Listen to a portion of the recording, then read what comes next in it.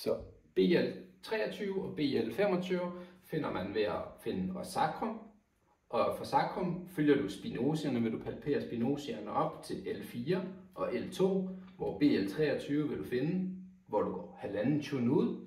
Så vil sige herud stikker du med en vinkel nålen ind, så du stikker ind mod knoglebaggrund.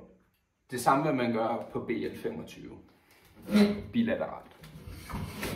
Lig 4 er placeret mellem tommelfingeren og pegefingeren på håndryggen. Og det er de mest anvendte punkter til hovedpine og til generelle smerter. Og det vil sige, at man tager lige imellem her, og så sætter nålen i ned. Således. Så har vi BL60.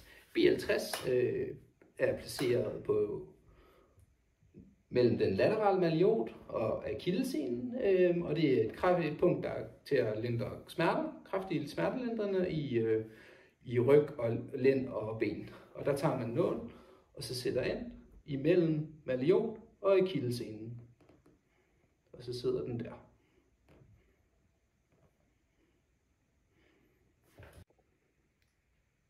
LR3 er fundet på foden mellem stortåen og næststortåens basis. Det hjælper med generelle smerter, spændinger, herunder hovedpine og menstruationssmerter. Så nålen sættes i fodens basis. Så har vi GB30. GB30 finder man på hoftens yderside her ved de store glutealmuskler. Det er et punkt, der bruges til særlig effektivt ved ischialsmerter omkring hoften og bensmerter. Anvendes til spændinger og forbedre bevægelse omkring hofteområdet.